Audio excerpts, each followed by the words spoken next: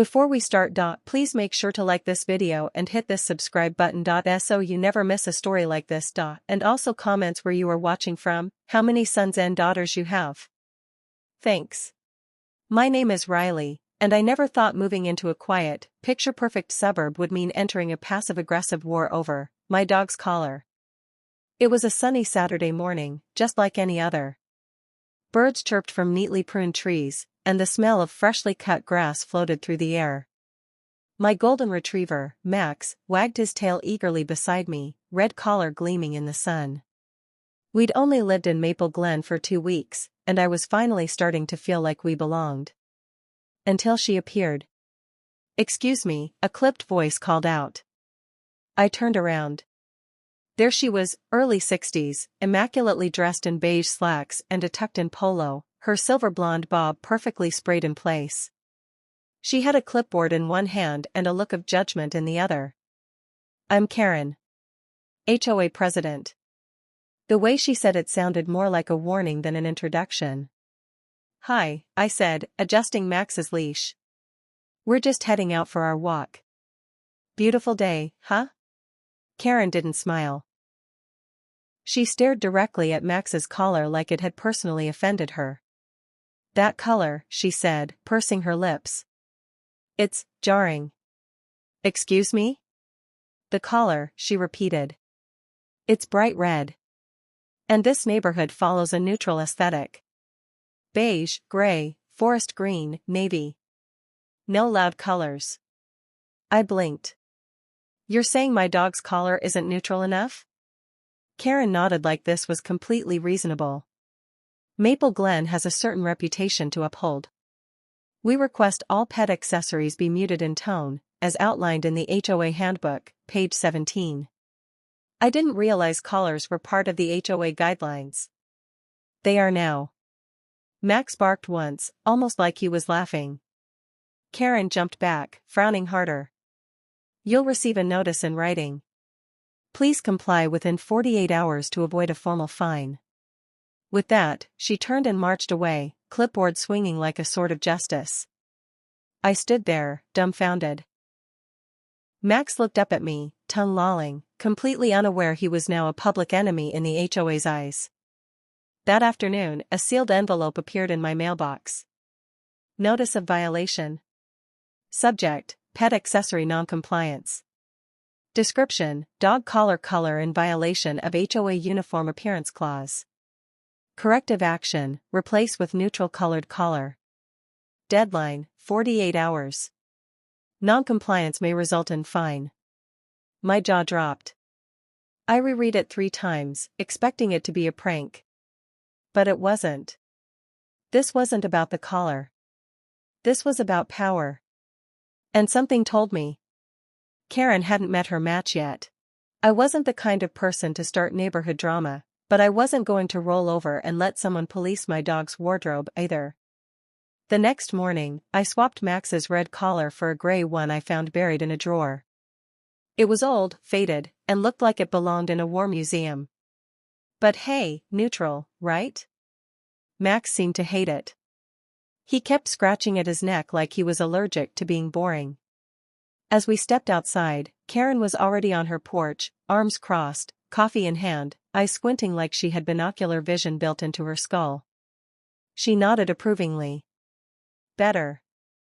Thank you for cooperating." I gave her a tight smile and kept walking, but the anger simmered just beneath my skin.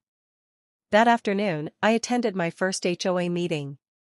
I didn't plan on speaking up, I just wanted to observe the circus. But then Karen took the floor. "I want to formally propose an amendment," she said, tapping her pen on her clipboard. "All pet accessories, including collars, leashes, and harnesses, must align with the community's established aesthetic. This ensures visual harmony." A few neighbors nodded. Others looked confused. One man raised his hand. "Wait, are we seriously talking about dogs' collars now?" Karen smiled like a shark. "It may seem minor, but details matter. If we let bright pinks and neons creep in, next thing you know, we'll have inflatable Santas on the lawn in July." A few people chuckled. But I stood up. "Can I say something?" Karen froze, clearly not expecting pushback from the new girl. "Sure," she said flatly. I cleared my throat. I moved here because the neighborhood seemed peaceful. Safe. Friendly. Not dictated by fashion police with power trips. My dog's red collar doesn't harm anyone. If anything, it makes him easier to spot during walks or in case he gets lost. Isn't safety more important than aesthetic harmony? Karen's eye twitched. "Miss James, we have standards here." "Standards are fine," I said calmly, "but targeting people, or their pets, over something this petty doesn't sound like community spirit. It sounds like control." The room fell quiet. Karen's cheeks flushed a shade redder than Max's collar. For someone obsessed with neutrality, she really hated being challenged. After the meeting, a couple of neighbors came up to me quietly. "She's been like this for years," one whispered. "Last summer she fined a family because their patio chairs were too teal." Another neighbor added, "She once measured someone's Halloween decorations with a ruler to see if they protruded too far from the porch." I went home that night feeling fired up. This wasn't just about Max. This was about the principle. Karen was used to winning, used to people folding under the weight of her rules. But not this time. Not with me. Karen had declared war over a dog collar, and now, I was ready to fight back. But I wasn't going to yell, argue, or stoop to her passive-aggressive tactics. I was going to do what she hated most, play by the rules, better than she ever had. That night, I printed out the entire Maple Glen HOA handbook, all 62 pages of it. I highlighted every rule she quoted, every clause about aesthetic conformity, and more importantly, the ones she conveniently ignored. It didn't take long. Karen's porch had decorative lights strung along the banister, warm amber bulbs. But according to Section 8, Clause C, only white lighting was permitted on home exteriors. She also had a small bird bath on her front lawn, carved into the shape of a swan. The rules? No lawn ornaments exceeding 18 inches in height or with visible animal likeness unless approved by the HOA board. No approval on record. And those beige throw pillows she displayed on her porch furniture? They were fine, except for one. A floral printed pillow in pink. I nearly laughed. Karen, queen of neutrals, had a pink pillow hiding in plain sight. I started taking photos. Not to report her yet, just to build a file. Because if she was going to weaponize rules against innocent neighbors, she needed to know she wasn't above them. But I wasn't the only one watching her. A week later, I ran into a neighbor named Jessica, mom of 3, mid-30s, warm smile, tired eyes. "You stood up to her," she said, approaching me with a cup of coffee in hand. "I've wanted to for years." I smiled. "Thanks. She's something." She fined me for having chalk drawings on the driveway once. "My kid's drawings." Said it was graffiti. I blinked. "Are you serious?" She even told me to stop putting balloons on the mailbox for birthdays. Too festive. That was it. I wasn't going to just defend myself anymore. I was going to liberate this neighborhood. I quietly started a group chat called Maple Glen Neighbors Unite. I added Jessica. Then my next-door neighbor Greg. Then the couple across the street. By the end of the week, we had 12 members. Each with their own Karen horror story. One had been fined for planting yellow daisies, too cheerful. Another for parking their car half an inch over the curb line. Someone else? Their recycling bin was visible on non-collection days. I knew exactly what had to happen next. Karen had built her kingdom on fear. On people's unwillingness to push back. But what happens when everyone stops being afraid? The leash was coming off. By now, our little Maple Glen Neighbors Unite group had doubled. And something strange started happening in the neighborhood. It started with the collars. One morning, Max strutted outside wearing a neon rainbow-striped collar, and right across the street, Greg Schnauzer had on a glittery gold harness. A few houses down, a pug rocked a leopard print vest with a tiny cowboy hat attached. Karen nearly had a coronary. She marched up to my house with a stack of violation notices clutched in her hand. "This is a coordinated act of noncompliance," she snapped. "Or maybe," I replied, barely hiding my smile, "we're just expressing our pets' personalities." "There's no rule against that, is there?" Karen sputtered. "There is now. Can't retroactively enforce that," I said sweetly.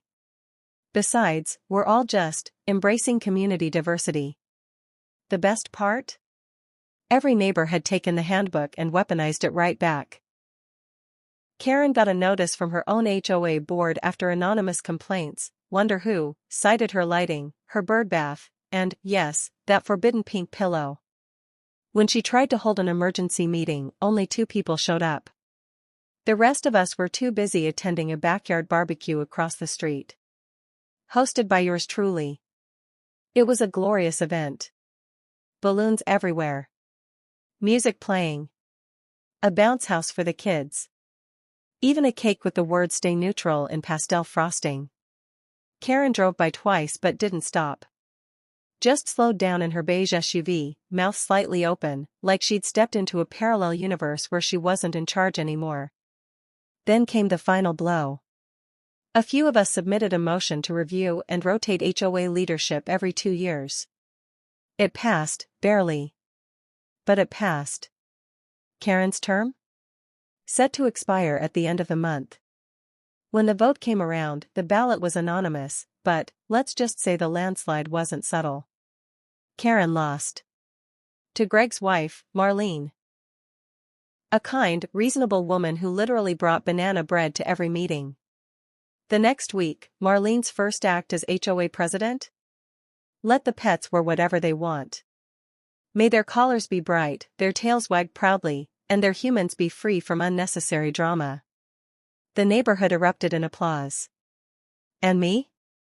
I looked down at Max, now wearing a glittery red and gold cape along with his freshly restored bright red collar. He barked once. Like he knew, the air in Maple Glen felt different now. Lighter. Brighter. Less beige. With Karen no longer policing the neighborhood like a dictator with a yardstick, people started living. Lawns were a little more colorful. Porch swings returned. One family even painted their front door a cheerful shade of teal. No one said a word, except to compliment it. Max became a bit of a local celebrity. People stopped us on walks just to see what outfit he'd be wearing next. His collar collection grew ridiculous, stripes, sparkles, even one shaped like a literal bow tie. And Karen? After losing the HOA seat, she kept a low profile. Her infamous clipboard vanished. She no longer lurked behind her curtains or paced the sidewalks like a meter maid. But she hadn't disappeared entirely. One morning, I saw her at the dog park, of all places. And beside her stood a small, scruffy rescue mutt wearing a purple collar. Purple. Not beige. Not gray. Not even taupe. Max trotted over and gave the dog a sniff. The new pup wagged his tail. Karen looked at me, her expression unreadable for a moment, then softened. "His name's Harold," she said, voice quieter than I'd ever heard it. "He picked the color." I raised an eyebrow. "Letting go of the neutral thing?" She sighed. "Turns out, life's more fun with a little color." It wasn't quite an apology, but it was something. A crack in the stone wall. "Welcome to the fun side," I said, offering a smile. Karen chuckled, an actual, human laugh, and sat on the bench next to me as our dogs chased each other across the grass. As the sun dipped low over Maple Glen, kids played, dogs barked, and neighbors chatted freely, no longer looking over their shoulders for a clipboard. And Max? He rolled in the grass, happy, free, and wearing the brightest, boldest red collar in the entire neighborhood. Because sometimes, the tiniest act of defiance, like a dog collar, can spark a quiet revolution. And sometimes even a Karen can change.